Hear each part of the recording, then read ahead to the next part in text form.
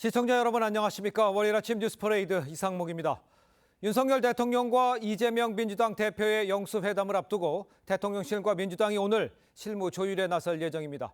총선에서 승리한 민주당 측은 의제는 민주당이 주도해야 한다 이런 입장인데 25만 원 전 국민 지원금 등을 놓고 기싸움이 예상이 됩니다. 첫 소식 서영일 기자입니다. 오늘 예정된 영수회담 실무협의회는 대통령실에선 한호섭 정무수석이, 민주당에선 천준호 비서실장이 각각 나섭니다. 실무 협의를 용산 대통령실과 우리 당대표 비서실 간의 그 일정을 이렇게 조율하는 과정으로 알고 있습니다. 양측은 윤석열 대통령과 민주당 이재명 대표의 회담 일정부터 조율할 예정입니다. 이 대표는 23일과 26일 재판 일정이 있고 윤 대통령도 24일 국민의힘 낙선인 간담회가 있어 25일이 될 가능성이 거론됩니다. 의제도 논의되는데 민주당은 이 대표 총선 공약인 전국민 1인당 25만 원 민생회복지원금을 포함시키겠다는 입장입니다. 국민 모두에게 1인당 25만 원, 가구당 평균 100만 원의 민생회복지원금 지급을 제안합니다. 이를 위한 13조 원 규모의 추경도 논의될 전망인데 여권에선 부정적 기류가 큽니다. 국민의힘 안철수 의원은 포퓰리즘 공약을 맥없이 뒤따라가는 건 여당으로서 무책임한 일이라고 반대했습니다.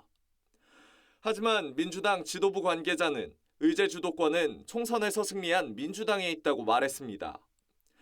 전 국민 지원금 문제는 복지정책 기본 방향과도 맞물려 있어 접점을 찾기가 쉽지 않을 거란 전망이 나옵니다. TV조선 서영일입니다. 총선 패배 후유증을 겪고 있는 국민의힘이 총선 이후 두 번째 당선인 총회를 엽니다. 혁신형이냐 관리형이냐, 여전히 가닥을 못 잡은 이 비대위 구성 문제를 다시 논의할 계획입니다. 오늘은 비대위 윤곽이 잡힐지 관심이 쏠립니다. 조성호 기자입니다. 오늘 열리는 국민의힘 두 번째 당선인 총회에서 논의될 핵심 의제는 비대위 구성과 성격입니다. 영남권 당선인과 친윤계는 윤재옥 당대표 권한대행을 중심으로 관리형 비대위를 꾸려야 한다는 입장입니다. 아직까지 어느 한쪽으로 방향을 정한 것은 아닙니다. 하지만 수도권 당선인과 낙선인은 혁신형 비대위로 당의 체질을 바꿔야 한다고 주장합니다. 혁신의 성격의 비대위를 만들어서 정말 총선 참패의 원인이 뭐고 구조적인 원인이 뭐냐. 앞서 4선 이상 중진 간담회를 시작으로 당선인 총회와 간담회를 잇따라 열었지만 비대위 성격과 총선 패배 원인을 놓고 뚜렷한 결론을 내리지 못했습니다. 당원 100% 투표로 대표를 선출하는 현행 전당대회 규칙을 둘러싼 입장차도 감지됩니다. 당원의 상당수가 영남에 치중돼 여론조사를 병행해 수도권 민심을 반영해야 한다는 겁니다. 하지만 일부 친윤계 의원은 당원 100%를 고수하는 입장입니다. 새로 출범할 비대위가 전당대회를 관리하는 만큼 이번 당선인 총회에서 총선 패배 후유증을 수습할 가닥이 잡힐지 주목됩니다. TV조선 조성호입니다. 네, 더불어민주당과 민주당의 비례위성정당인 더불어민주연합이 합당 절차에 들어갑니다. 위성정당 당선인 14명 중에 4명은 진보당 등 기존 소속 정당으로 복귀하고 선관위가 위성정당에 지급한 선거 보조금 약 28억 원이 모당인 민주당에 귀속됩니다. 조덕현 기자의 보도입니다. 이번 총선에서 더불어민주당의 위성정당인 더민주연합 소속으로 당선된 후보는 모두 14명. 더민주연합은 오늘 최고위원회의를 열고 더불어민주당과 합당안을 의결할 예정입니다. 두 당이 합당하면 본래 민주당 몫인 8명 외에 진보당 정혜경, 전종덕 당선인과 기본소득당 용해인 당선인, 사회민주당 한창민 당선인은 기존 소속 정당으로 복귀합니다. 비례위성정당 소속 당선인은 스스로 탈당하면 의원직을 잃기 때문에 더민주연합에서 제명 절차를 거친 뒤 기존 정당으로 복귀하게 됩니다. 시민사회 추천 몫으로 더민주연합의 비례대표 후보에 이름을 올린 뒤 당선된 김윤, 서미화 당선인은 거취를 고민 중인 것으로 알려졌습니다. 조국 혁신당이 이 둘을 합류시켜 교섭단체를 꾸릴지도 관심입니다. 총선에서 12석을 확보한 조국혁신당은 교섭단체 구성을 위해선 8석이 더 필요합니다. 다만 서미화 당선인은 18일 조국혁신당 합류는 절대 없을 것이라고 선을 그었고 김윤 당선인도 시민사회와 상의해 결정하겠다고만 밝힌 상태로 전해집니다. 선관위가 위성정당에 지급한 보조금 약 28억 원은 모당인 더불어민주당에 귀속됩니다. TV조선 조석현입니다. 네, 민주당이 이화영 전 경기부지사의 이른바 술판 회유 주장과 관련해 공세 수위를 높이고 있습니다. 수사지휘 검사가 비위 검사라며 실명을 공개했고 국정조사와 특검 가능성까지 언급하고 있는데요. 오늘은 민영배 의원의 단장으로 한 특별대책단이 첫 전체 회의를 열고 조직적 대응에 나설 예정입니다. 국민의힘은 전형적인 재판 방해라고 비판했습니다. 최원희 기자의 보도입니다. 이화영 전 경기부지사가 제기한 이른바 술판 회유 의혹에 대해 민주당은 수원지검 검사들의 실명까지 공개하며 수사권 남용 의혹을 받는 검사라고 공세에 나섰습니다. 술판 의혹 당시 수원지검 2차장 검사였던 김모 검사가 2018년 재소자를 검사실로 불러 사적 통화를 할 수 있도록 방치해 징계를 받았다고 주장했습니다. 대검을 향한 공세 수위도 높였습니다. 감찰이라는 마지막 자정 기능마저 상실한다면 남은 방법은 국정조사와 특검뿐이라며 수사농단 실체를 밝히겠다고 압박했습니다. 검찰이 스스로 그 불신과 의혹을 해소할 의지가 없다면 국민의 대표인 국회는 국회의 의무를 다해야 되지 않을까. 국민의힘 법사위원들은 오락가락 말을 바꾸는 이 전 부지사 행태가 전형적인 재판 방해 수법이라고 반박했습니다. 선거를 이겼다고 없던 일을 만들 수는 없고 있던 죄를 사라지게 할 수는 없다고 지적했습니다. 어떻게든 이재명 대표의 사법 리스크를 줄여보려는 모습은 부끄러움을 넘어 파렴치하기까지 합니다. 민주당은 이 전 부지사에 대한 선거 공판이 열리는 6월 초까지 검찰 수사를 겨냥한 정치 공세를 이어갈 걸로 보입니다. TV조선 최원입니다. 네, 전해드린 대로 윤석열 대통령과 이재명 대표의 이 첫 영수회담을 앞두고 양측이 오늘 실무 조율에 나설 예정입니다. 네, 패널 두 분과 함께 자세한 이야기 나눠보도록 하겠습니다. 윤기찬 국민의힘 법률위 부위원장, 김종욱 전 민주연구원 부원장 함께합니다. 안녕하세요. 안녕하세요. 네, 반갑습니다. 자, 먼저 영수회담 관련해서 대통령실과 이재명 대표 이 목소리를 한번 들어보겠습니다. 대통령은 통화에서 이 대표에게 다음 주에 형편이 된다면 용산에서 만나자고 제안했습니다. 대통령은 일단 만나서 소통을 시작하고 앞으로는 자주 만나 차도 마시고 식사도 하고 또 통화도 하면서 국정을 논의하자고 말했습니다. 전 국민 25만 원 재난지원금 문제. 제가 윤석열 대통령이 전화를 하셔서 잠깐 통화를 했어요. 네. 통화를 했고 한번 보자고 만나자고. 어쨌든 한번 보기는 봐야 되겠죠. 그때 뭐 얘기들 좀 나누면 될 것 같고. 자, 일단 이제 양측 실무진이 오늘 회동을 가질 예정인데 지금 의제를 놓고 입장차가 큰 상황 같습니다. 우선 이재명 대표가 꺼내든 이 전 국민 25만 원 지원금 이게 논의 테이블에 뭐 오르겠죠? 어떻게 봐야 될까요? 민주당에서는 저 부분은 뭐 올리려고 할 그러니까요. 거고요. 뭐 예. 당연지사 같아요. 근데 원래 이제 그 여야 영수회담이라고 명명이 돼 있는데 네네. 영수회담에서 이 개최하는 이유가 통상은 대통령이 외국에 갔다 오거나 그러니까 정상회담 이후에 그걸 설명하는 자리이거나 또는 국정과제 추진에 좀 야당의 협조가 필요할 때 보통 추진해 왔거든요. 예. 그렇다면 저 민생지원 회복지원금 같은 경우에는 대통령실이 추진하는 정책은 아니에요. 그렇습니다. 그러니까 원래는 영수회담 의제에 오르지 않아야 되는 것인데 대통령 입장에서 보면 여야 의석 구도나 또는 영수회담 추진에 처음이기 때문에 아마 야당이 요구하는 25만 원, 전 국민 25만 원 민생회복지원금도 의제에 오를 가능성이 크다.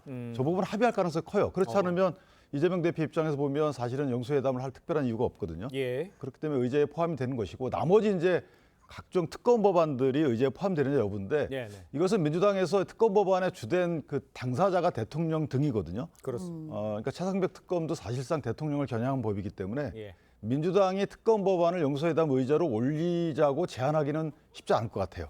그런데 저 부분은 오히려 대통령실에서 이 부분은 적절치 않다라고 회담 의제로 올릴 가능성이 있지 않을까. 그러니까 선제적으로. 예. 그래야지만 여당에 대한 메시지도 될 수 있거든요. 그렇겠네요. 그런 차원에서 보면 대통령실에서 오히려 의제로 올릴 가능성이 없잖아 있다 이렇게 생각됩니다. 알겠습니다. 네, 특검이나 뭐 개헌 등의 의제에 오를지 여기 여부에도 관심이 좀 쏠리고 있는데 예. 총선에서 승리한 민주당의 의제를 좀 주도해 나가야 된다 이런 입장인 것 같아요. 이재명 당대표가 가장 강조하는 부분들은 경제와 민생 문제가 중요하다. 예. 네, 세계적으로 이제 복합 위기 상황이고 세계 공무화 위기 때문에 우리 경제 민생이 되게 안 좋은 상황이어서 이 문제에 대해서 경제 정책에 대한 전환이 필요하다는 제안을 할 것 같아요. 예. 문제 가장 중요하게 여기는 것 같고요. 근데 이제 문제는 선거의 민의 중에 하나가 경제 민생 문제도 있습니다만 소위 특검법으로 얘기되고 있는 각종 의혹 문제가 있지 않습니까? 네네. 이 의혹에 대해서 대통령과 대통령실 또는 국민의힘이 전향적 태도를 보여야 한다. 이것이 이제 국민의 민의였다 선거에. 근데 거기서 전향적인 태도를 보이지 않는다면 네네. 저는 제가 볼 때는 의제 협상 과정에서도 상당히 많은 논란들이 있을 거라 생각이 분명히 들고요. 예. 저는 개헌 문제는 그렇게 중요하지는 않을 것 같아요. 개헌 문제 같은 경우는 오히려 현재 문제를 더 예를 들면 이상한 방향으로 끌고 갈 수 있기 때문에 핵심적인 문제는 경제 민생 문제랑 그다음에 특검법으로 제기되고 있는 소위 국정농단 예. 이런 문제에 대한 대통령실의 전향적인 태도가 가장 중요하고 이 두 부분에 대해서 나름대로 합의가 된다면 영수회담이 좀 의미 있는 결실로 나타날 수 있지만 좀 그렇지 않다면 오히려 예를 들면 영수회담이 전국을 꼬이게 할 수도 있겠다 이런 판단을 하게 됩니다. 그렇습니까? 알겠습니다. 자, 일단 지난주 갤럽 조사에서요. 윤 대통령 지지율이 취임 후 최저치인 23%를 기록했습니다. 이 같은 상황에서 이제 이재명 대표와 영수회담을 이제 하게 되는 거잖아요. 그러면 좀 그 지지율 면에서는 이런 좀 돌파구가 될 수 있지 않냐 뭐 이런 지적은 어떻습니까? 저는 오를 것 같아요. 그렇습니다. 왜냐하면 예. 그 23% 최저를 기록한 이유 중에 하나가 그러니까 세분해 보면 소통 부족이 좀 있어요. 맞아요. 소통 부족이 큰 퍼센테이지로 많이 올라갔거든요. 그렇기 때문에 이제 소통을 저렇게 야당 대표와 소통하게 되면 그 소통 부족이라는 인식을 국민께서 좀 개선할 것 같고요. 네. 다만 이제 지지율이 어느 정도 올라가고 나서는 대통령이 어떤 행보를 보일지 모르겠지만 어쨌든 대통령실에서 내놓는 입장을 보면 민생 토론회는 좀 줄이겠다. 그러니까 국민 직접 대면해서 여러 가지 그 정치 행보를 하는 것은 좀 줄이고 정치권과 많은 접촉면을 늘리겠다라는 것 같아요. 예. 그다음에 일단은 소통의 야권과 또는 여권과 소통에 치중하면서 본인의 지지율을 끌어올려 놓고 예. 국정 동력으로 삼지 않을까 뭐 이렇게 개인적으로 생각합니다. 알겠습니다. 네.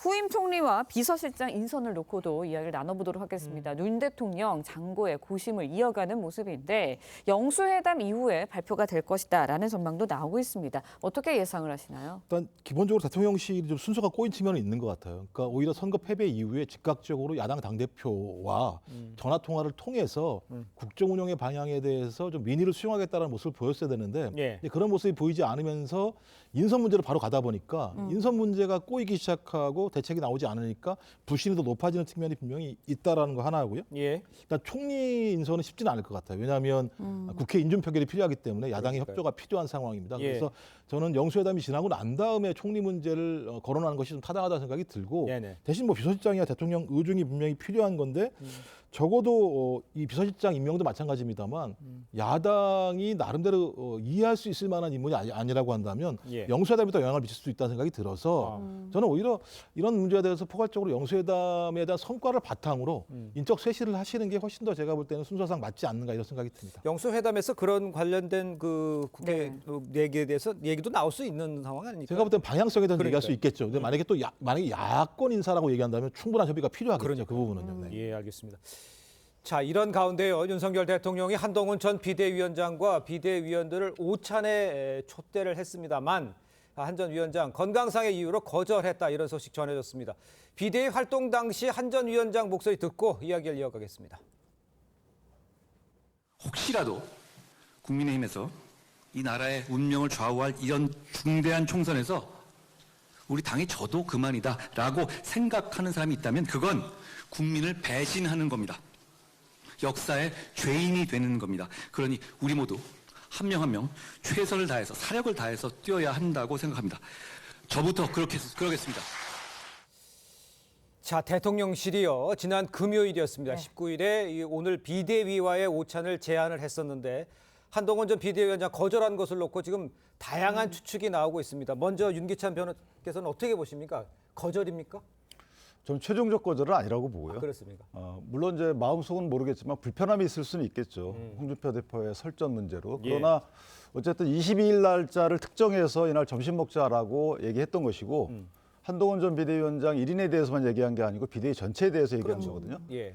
그러니까 그날은 안 된다라는 거거든요. 그러나 이제 건강상의 이유가 사실인지 아닌지를 떠나서 만약에 다른 일정이 있었다 하더라도 다른 일정 때문에 못 갑니다 이렇게 할 수는 없기 때문에 네네. 건강상의 일정이란 핑계를 대지 않았나 싶고 결국은 이게 지금 최종 무산됐다고 발표돼 있지는 않아요. 네. 윤재욱 원내대표도 언론 공지문을 통해서는 아직 확정되지 않았다라는 입장을 밝히기 때문에 예.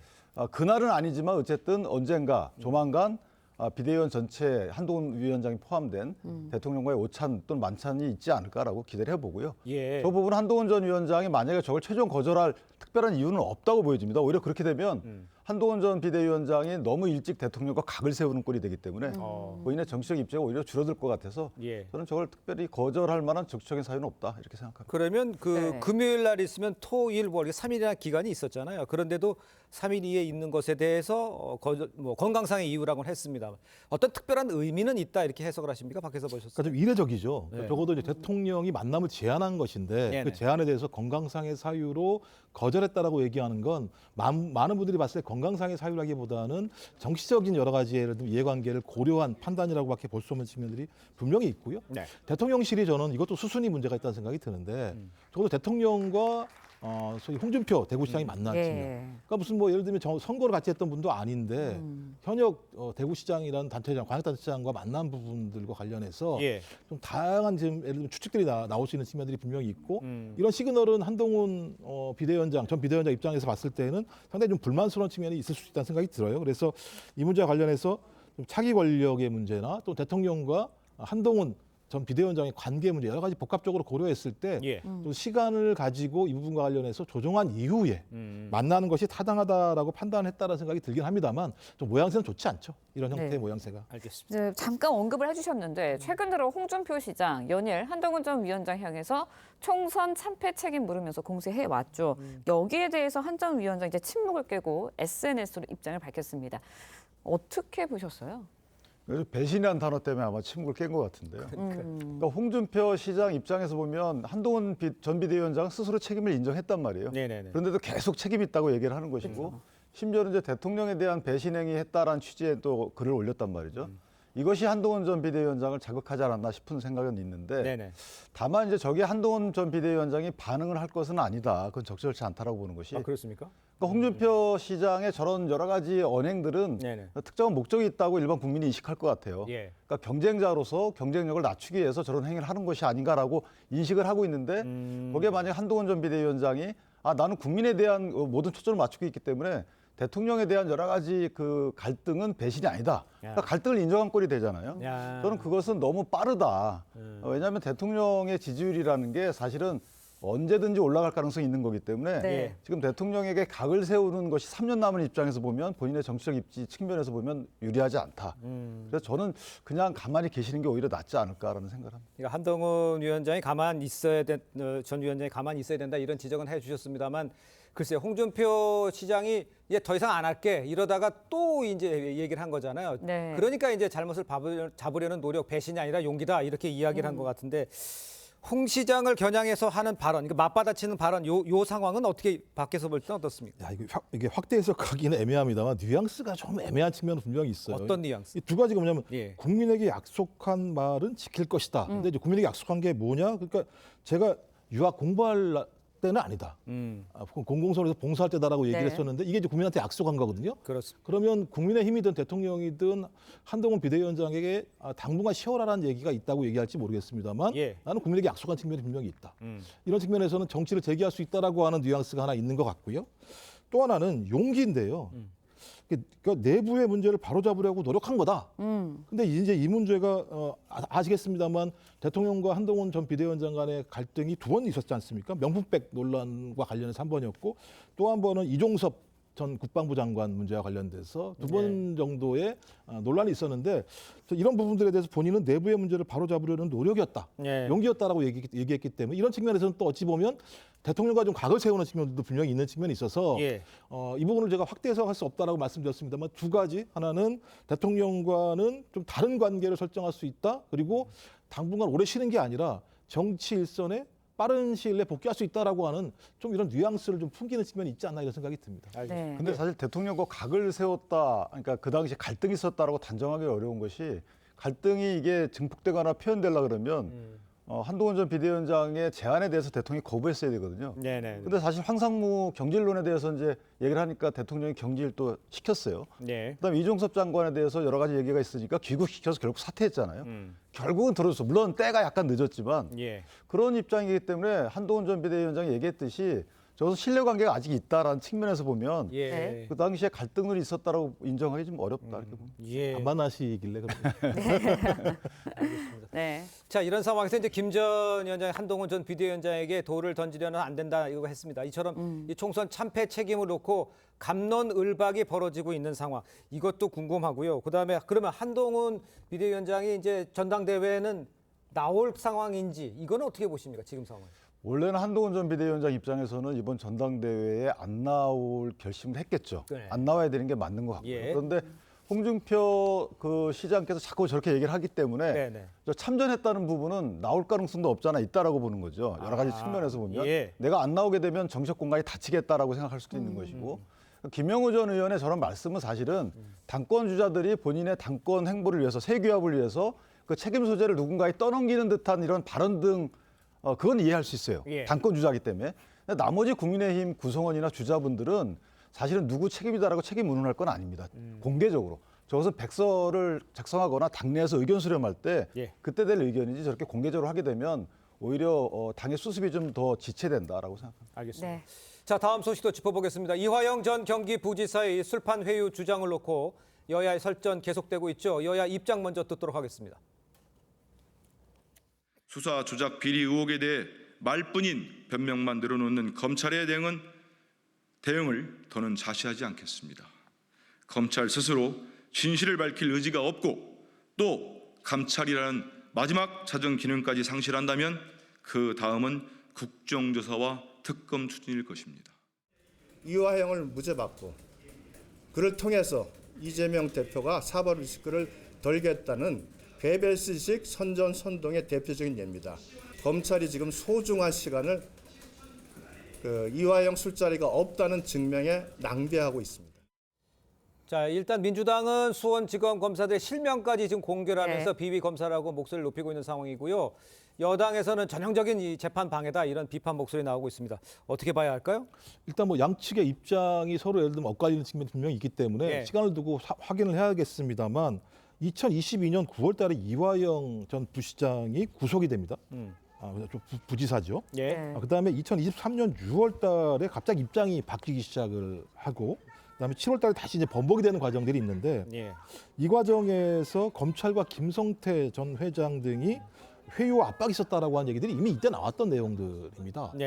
그리고 그 이후에 이화영 전 부지사의 옥중 서신의 내용에 보더라도 이런 예를 들면 회유와 협박이 있었다라고 하는 내용들이 분명히 있었어요. 근데 이제 여기에 이제 술자리라고 하는 것이 결합된 측면이 분명히 있기 때문에 정황들은 분명히 있었다. 실제로 이 당시에 진술의 번복이 있었다가 아시겠습니다만 법정에서 소위 변호사가 스스로 예를 들면 사임계를 내고 법정에서 나가버리는 일이 벌어지거나 이화영 전 부지사 부인이 법정에서 이화영 전 부지사에게 큰 소리를 치는 일들이 벌어지는데, 예외적인 상황이 벌어졌을 때의 핵심적인 내용들은 진술 번복에 검찰 또는 김성태 전 회장의 회유와 협박이 있었다는 내용들이 분명히 있었기 때문에 저는 이 상황에 대해서는 어디가 진실인지 모르겠습니다만 이화영 전 부지사 얘기가 맞는다고 하더라도 검찰의 중대한 문제일 것이고 또 정반대로 말씀하신 것처럼 소위 이 재판 과정을 방해하기 위한 것이었다고 한다면 이화영 전 부지사도 큰 문제이기 때문에 저는 어떤 형태든지 둘 중에 한 군데의 문제의 진실을 밝히는 것이 더 중요하다. 그래서 앞으로 제가 볼 때 시간을 두고 확인하면 될 문제라는 생각이 들어서요.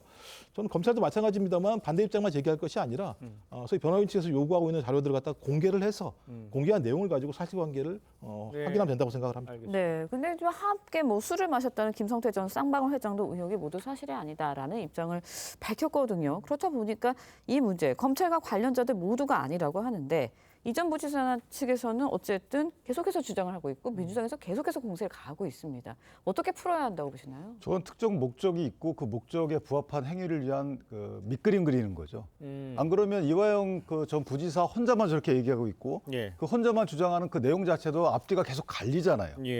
얘기가 달라지고 있고 그다음에 2021년 9월 달에 구속된 이후에 10월 달에 기소가 됩니다. 쭉 재판받다 아무런 관심이 없어요. 그러다가 2022년도인가요? 7월 달에 여러 가지 일이 23년도 7월 달에 일이 그 이재명 대표가 관여됐다라는 얘기가 나오니까 그때 민주당이 달려들죠. 그 뒤에 가만히 보시면 2023년도 11월 달에 이정섭 차장에 대해서 탄핵을 합니다. 탄핵 의결을 해요. 그래서 직무정지 시킵니다. 그게 수사팀이었어요. 그러니까 결국은 이재명 대표의 기소를 막기 위한 그 목적이다. 그러기 위해서 하는 얘기고 이화영 전 부지사가 어떤 허위 회유를 받았는지 그 내용이 안 나와요. 어떻게 말해라라고 회유 받았다 이런 내용이 안 나오고 회유 내용이 안 나와 있다. 뭘 회유했는지 안 나오잖아요. 예를 들어서 평상시 짜장면을 사주는데 설렁탕을 사주는 걸로 회유한 건지 그렇다면 원래 사실대로 얘기하라 이건 회유가 아니에요. 이거 수사 기법이고요. 사실은 아닌데 맞다고 해라 이게 회유잖아요. 그런 얘기가 전혀 안 나와요.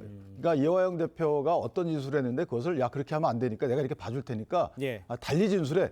이런 회유의 내용이 전혀 안 나오고 마치 있었던 장소, 참여했던 사람 이런 것과 관련된 공방만 있거든요. 이게 전형적으로 특정한 목적을 위해서 밑그림을 그리는 거기 때문에 저는 이거 공방도 아닙니다. 이화영 전 부지사가 사실 그냥 혼자 주장하는 거고 그 주장 자체도 앞뒤가 안 맞는 것인데 이걸 갖고 어떻게 검찰과 공방을 한다고 표현하겠습니까?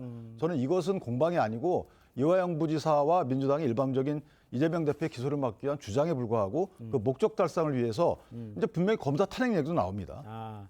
지금 말씀하신 대로 변호사님 얘기하신 대로 이화영 전 부지사에 관련해서 이재명 대표는 지금 기소가 안 된 상황이에요. 그런데 지금 이렇게 팀까지 구성해서 하고 있다. 이게 이제 어느 정도 목적성이 있기 때문에 그런 것이다. 기소를 막기 위한 것이다. 이렇게 말씀하시는 건가요? 그러니까 영장 청구서에는 쌍방울 그 800만 달러였죠. 500만 달러는 경기도의 스마트팜 대납 비용이고 300만 달러는 본인의 방북 비용을 대납했다는 거잖아요. 쌍방울이.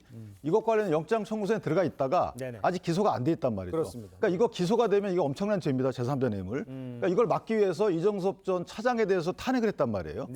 그러니까 나머지 수사가 계속 진행되니까 이것에 대해서 막기 위해서 아마 저런 그 목적하에 뭐 진술 조작까지 제가 얘기 안 하겠지만 어쨌든 근거 없는 진술을 계속 내는 게 아닌가라는 생각을 합니다. 알겠습니다.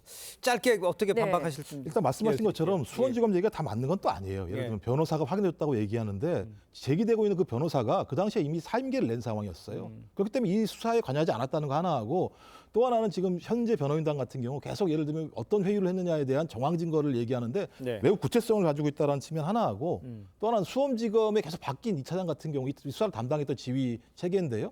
계속 이제 예를 들면 회유와 협박을 했다라고 하는 정황과 의혹들이 제기되는 사람들이에요. 이런 여러 가지 정황들을 봤을 때 지금 단정한 문제가 아니라 양측의 의견이 있기 때문에 어차피 그 양측의 의견들이 나오는 내용들을 가지고 어느 것이 사실인지에 대해서 판단하면 될 거라고 저는 생각합니다. 알겠습니다. 자, 두 분 말씀은 여기까지 듣겠습니다. 고맙습니다. 고맙습니다. 감사합니다. 네, 정부가 내년도 의대 증원분 2,000명의 50에서 100%를 이 각 대학이 자율 결정하도록 이 한 발 물러섰지만 의대 교수들 입학 정원 동결을 요구했습니다. 오늘은 의대생들이 대학 총장들을 상대로 대입 전형 변경 금지 소송을 제기합니다. 장윤정 기자의 보도입니다. 전국 32개 지방의대생 13,000여 명이 오늘 오후 각 대학 총장을 상대로 대입 전형 변경 금지 가처분 신청을 서울중앙지법에 제출합니다.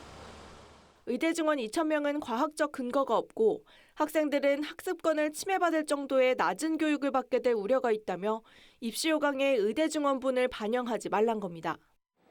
정부가 내년도 의대 정원을 각 대학 자율로 50에서 100%까지 조정할 수 있게 하면서 의대 증원 규모가 기존 2,000명에서 1,000명대로 줄 수 있게 됐습니다. 각 대학은 2025학년도 대입 전형 시행 계획을 변경하여 허용된 범위 내에서 자율적으로 모집 인원을 4월 말까지 결정할 것입니다. 하지만 학생들은 예정대로 소송을 제기한다는 입장입니다. 의대 교수들도 입학 정원 동결을 요구하고 나섰습니다. 전국 40개 의대학장은 내년도 의대 입학 정원을 동결해달라며 이후 입학 정원은 의료계와의 협의체에서 논의하자고 주장했습니다. 수험생들은 혼란스럽습니다. 확정이 나면은 그거에 맞춰서 준비를 할 수가 있는데 확정이 안 난 상태여서 제 친구들도 실제로 많이 혼란스러워하고 있어요. 25일에는 의대 교수들의 집단 사직이 현실화돼 이번 주가 의료 공백 사태의 분수령이 될 전망입니다. TV조선 장윤정입니다. 네, 서울 강남 길거리에서 인터넷 방송 진행자인 여성 BJ를 납치해 2천여만 원을 빼앗은 남성이 구속됐습니다. 잡고 봤더니 온라인 공간상에서 피해자를 도와줬던 일종의 매니저였는데요. 대담하게도 도심 주택가에서 흉기로 위협을 하고 2시간 가까이 납치극을 벌였습니다. 해당 피의자는 경찰 조사에서 일부 혐의를 인정한 것으로 전해졌습니다. 조윤정 기자의 보도입니다. 서울 강남구 도심 골목길로 출동한 경찰관 뒤로 구급차가 들어갑니다. 지난 14일 오후 8시 40분쯤 서울 역삼동에서 40대 남성에게 납치됐다 탈출한 20대 인터넷 방송 진행자가 구조됐습니다. 피의자는 이곳에서 피해자를 차로 납치한 뒤 흉기로 위협해 2,100만 원가량을 강제로 송금하게 한 혐의도 받습니다. 피해자는 탈출 지점에서 300여 미터 떨어진 자신의 사무실 앞에서 납치돼 2시간 넘게 억류돼 있었지만 가해 남성이 차량을 비운 사이 인근 상점으로 도망쳤습니다. 옆쪽으로 지나가는 걸 봤을 때는 앰뷸런스가 아니고 트럭 같은 거 아닌데 지나가는 것 같긴 한데. 가해 남성은 범행 직후 KTX를 타고 부산으로 도주했다가 이틀 만에 대전으로 이동하는 등 도주 행각을 벌이다 지난 18일 오후 8시 20분 대전 부모집에서 붙잡혔습니다. 피의자는 온라인 공간에서 피해자 일을 도와주는 매니저 역할을 했지만 피해자와 대면한 적은 없었던 것으로 알려졌습니다. 범행 동기 같은 거는 지금 조사 중에 있고요. 특수상해 혐의로 구속된 피의자는 경찰 조사에서 범행을 일부 인정한 것으로 파악됐습니다. TV조선 조윤정입니다. 네, 지금 전해드린 대로 서울 강남에서 발생한 이 납치 사건의 범인이 구속이 됐습니다. 네, 관련 내용 정혁진 변호사, 장윤미 변호사와 함께 자세히 짚어보도록 하겠습니다. 안녕하세요. 네, 반갑습니다. 자, 이게 어떻게 강남 한복판에서 납치 사건이 벌어진 겁니까? 그러니까 14일이니까 일요일이었는데요. 그 저녁 6시에 이 20대 그 인터넷 방송 BJ를 다른 데도 아니고 강남 역삼동에서 40대 남성이 유인을 했어요. 어떻게 유인을 했는가? 선물을 주겠다고 유인을 한 다음에 폭행하고 차에 태웠는데 그 와중에 이제 한 2시간 40분쯤 지난 8시 40분에 그 피해자가 차에서 탈출을 해가지고 간신히 이제 탈출할 수 있었는데 그 과정에서 피해자가 코뼈 골절 등의 이제 부상을 입었다라고 하고 그 다음에 한 2,100만 원 정도를 강제로 송금했다라고 하니까 2,100만 원을 탈취한 게 되겠죠. 그래서 도대체 왜 이런 일을 저질렀느냐? 시청자와 나를 무시했다라고 주장을 하는 것인데 이게 이 사람하고 그 피해자하고 무슨 관계가 있는지 봤더니 작년 2023년부터 이 40대 남성이 온라인 매니저 역할을 했었기 때문에 아마 이제 실질적으로 본 적은 없지만 온라인상으로 어떤 그 업무적인 일은 있지 않았는가 그런 생각은 들고요. 그러다가 이제 나흘이 지난 18일 날 그 부모 자택이 있는 대전에서 이 40대 남성이 검거된 그러한 사건이었습니다. 네, 결국 납치극을 벌인 뒤 뭐 나흘 만에 붙잡혔는데 서울이 아닌 대전에서 검거가 됐습니다. 처벌은 어떻게 받게 되나요? 이 남성 같은 경우에 현장에서 도주를 해서 부산행 KTX를 타고 결과적으로 저녁 때 부모님 집에서 검거가 됐는데요. 일단 납치극을 시행을 했고 실제로 2,100만 원을 송금받기까지 했습니다. 이런 걸 강도상해라고 표현을 하죠. 그리고 이 남성 같은 경우에는 흉기로 위협을 해서 강도상해를 저질렀기 때문에 특수강도상해죄로 의율이 되게 되고요. 지금 구속된 점에서도 알 수 있겠지만 실형 선고 가능성이 매우 높습니다. 그렇군요. 네.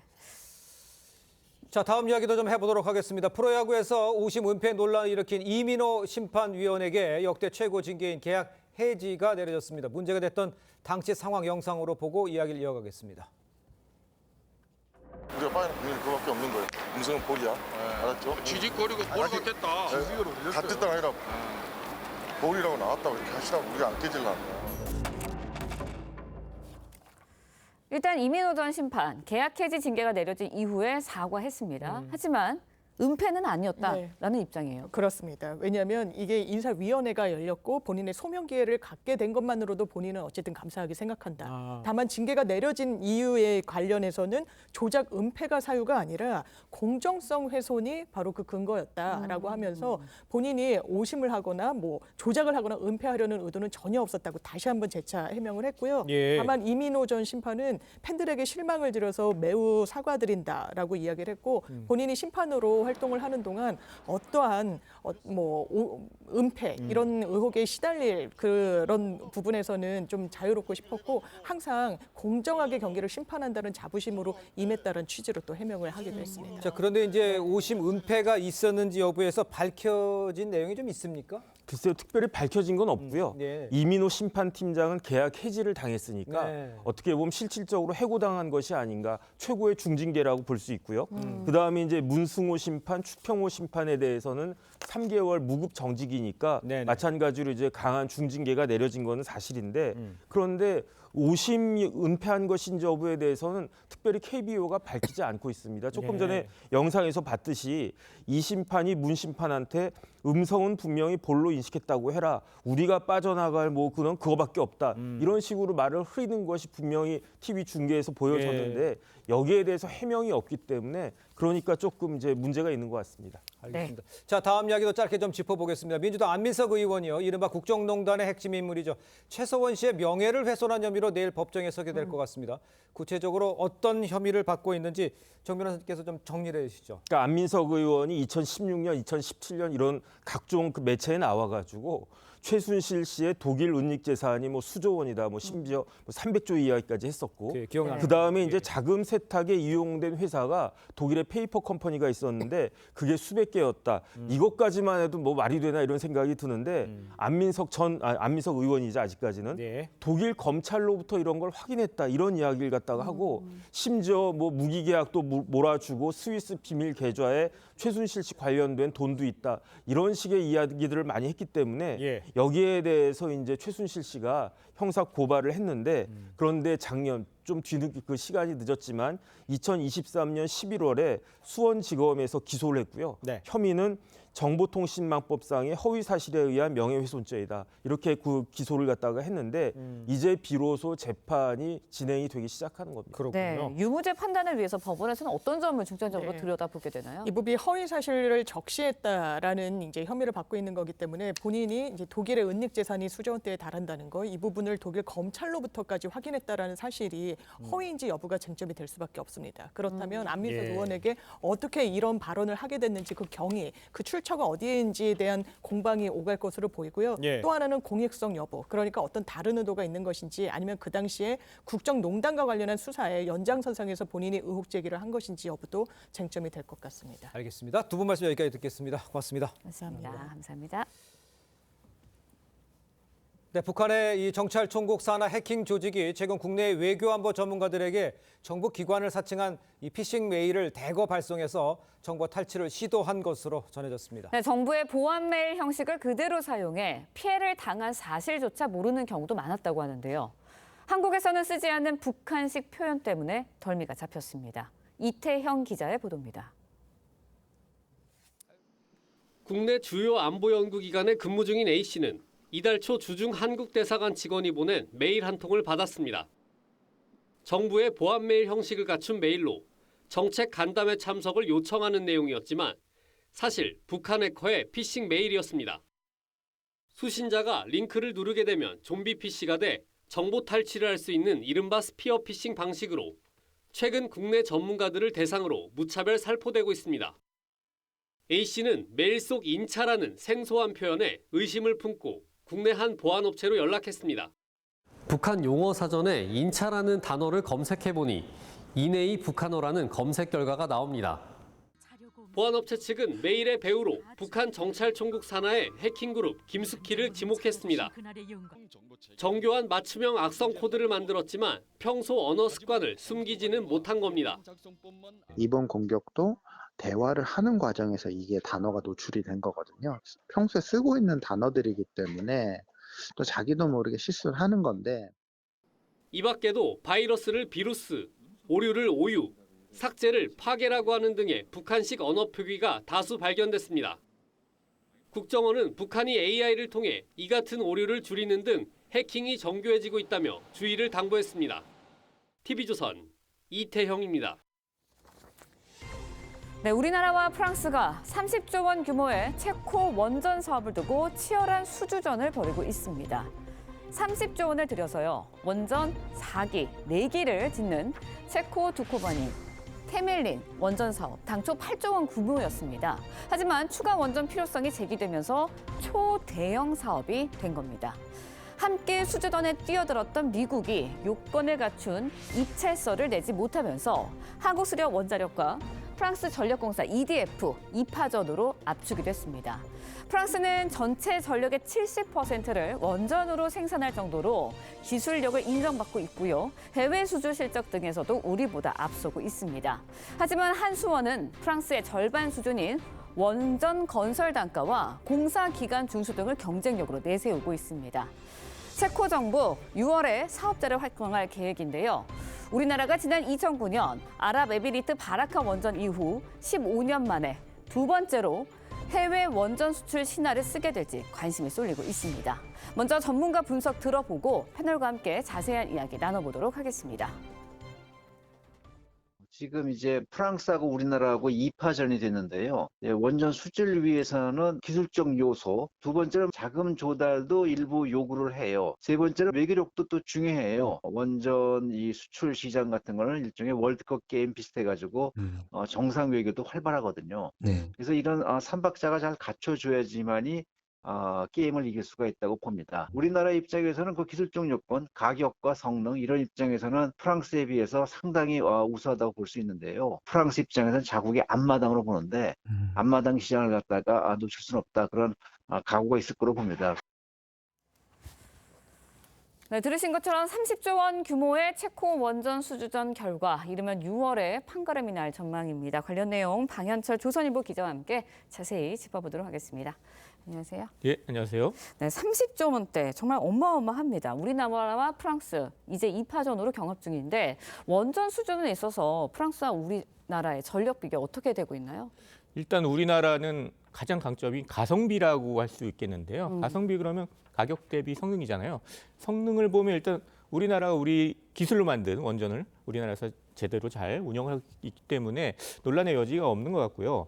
가격은 아까도 보여주셨듯이 상당히 좀 낮게 건설할 수 있는데 킬로와트당 건설 단가 아까 보니까 한국이 3,571달러. 네, 제일 적은 것 같아요. 프랑스가 7,931달러 그러니까 절반이 안 돼요. 그러니까 상당히 저렴하게 지을 수 있다. 그러니까 체코로 볼 때는 상당히 이점이 있다. 우리나라에 더 그 가점을 줄 가능성이 있다. 이렇게 보여지고요.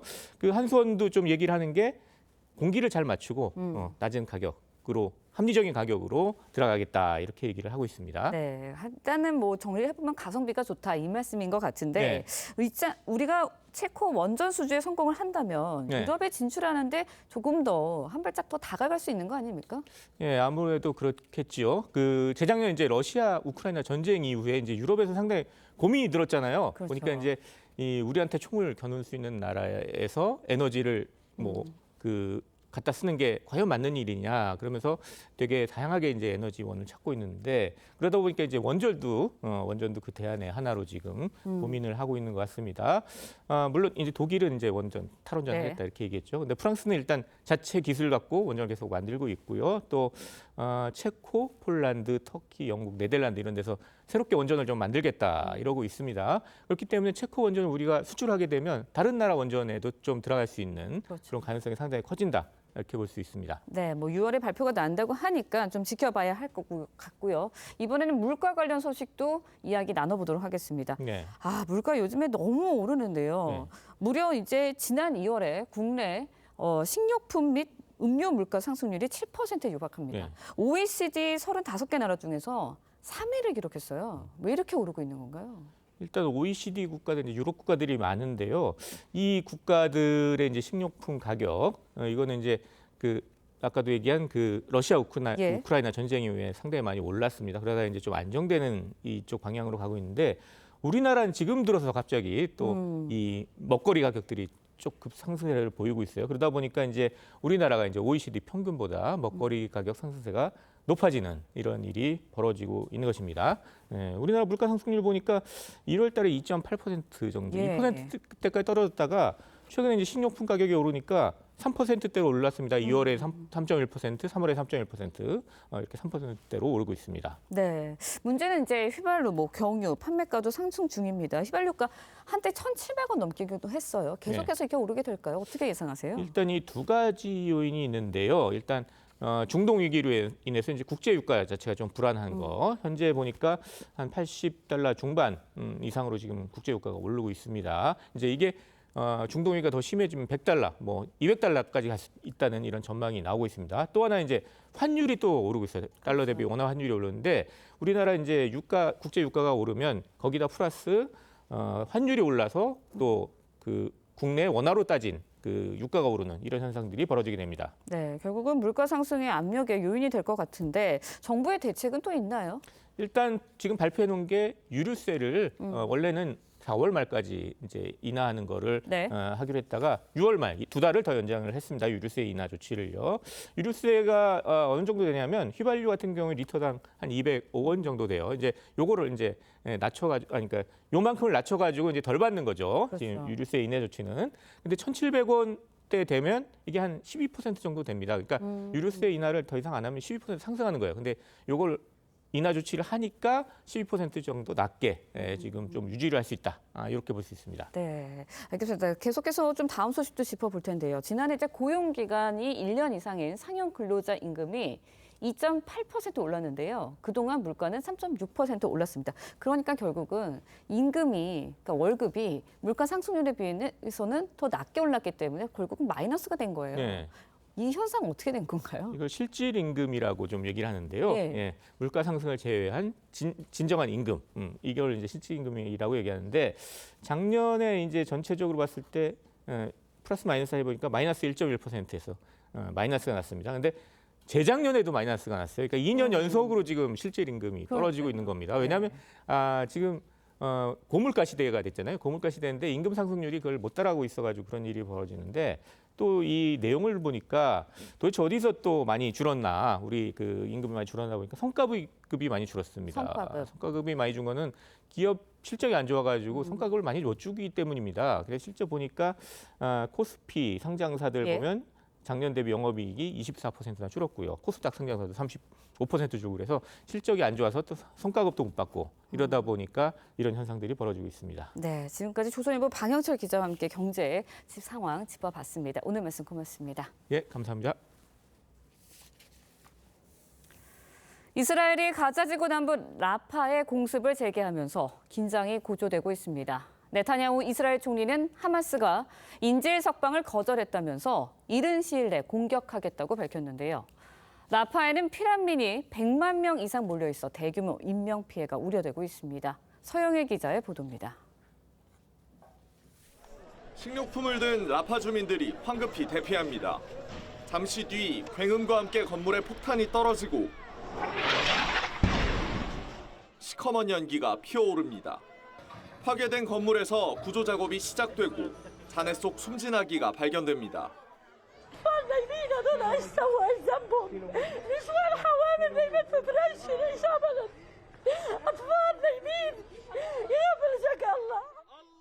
현지 시간 20일 이스라엘이 라파 공습을 재개했습니다. 두 차례 공습이 이어졌는데 어린이 18명 등 적어도 22명이 숨진 것으로 알려졌습니다. 네타냐후 이스라엘 총리는 하마스가 인질 석방을 거부해 공습했다며 이른 시일 내 공격이 재개될 것임을 시사했습니다. בימים הקרובים נגביר את הלחץ הצבאי והמדיני על חמאס, כי זאת הדרך היחידה לשחרר את חטופינו ולהשיג את ניצחוננו. 가자지구 남부 라파에는 100만 명이 넘는 피난민이 몰려 있어 이스라엘군이 지상전을 벌이면 대규모 인명 피해가 예상됩니다. 국제사회는 이스라엘에 라파 진입 자제를 요청했습니다. TV조선 서영일입니다.